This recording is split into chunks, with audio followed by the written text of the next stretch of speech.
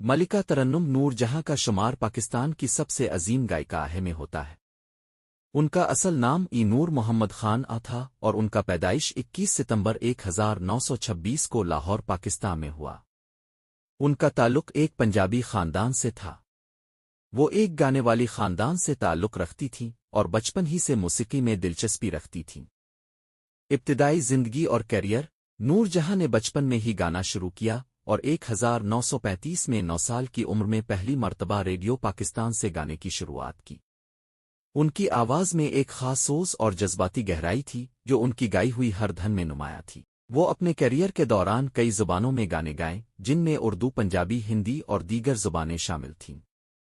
فلمی کیریئر: نور جہاں نے اپنے فلمی کیریئر کا آغاز 1938 میں سلطان ایاز نامی فلم سے کیا اور جلد ہی وہ بھارتی اور پاکستانی دونوں فلم انڈسٹریز کی سب سے مشہور اور کامیاب گائیکاہ میں شمار ہونے لگے۔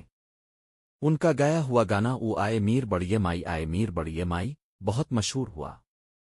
ان کی آواز کا جادو اور ان کی گائی ہوئی گانے پاکستانی عوام کے دلوں میں ہمیشہ کے لیے محفوظ ہو گئے۔ اہم گانے اور کامیابیاں: نور جہاں نے ہزاروں گانے گائے جن میں او دل ڈوبا ہے، بیویاں تیری بیویاں، ایک پیاری سی گڑیا اور میرے بھی گاؤں جیسے گانے شامل ہیں۔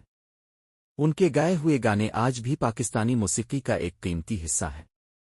ذاتی زندگی: نور جہاں کی شادی پہلی مرتبہ 1942 میں معروف فلم ساز و موسیقار شہزاد رفیق سے ہوئی۔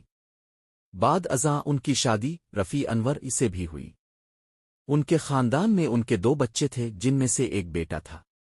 وراثت: نور جہاں کو ملکہ ترنم کا خطاب دیا گیا کیونکہ ان کی آواز اور گائیکی میں ایک خاص نوعیت کی جاذبیت اور سادگی تھی جو ہر کسی کے دل کو چھو لیتی تھی۔ وہ ایک ایسی شخصیت تھیں جنہوں نے نہ صرف گانے کے میدان میں بلکہ پاکستان کی ثقافت میں بھی نمایاں کردار ادا کیا۔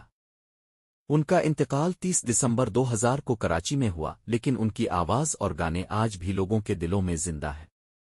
نور جہاں کی زندگی اور ان کی گائیکی پاکستانی موسیقی کا ایک لازوال ورثہ ہے۔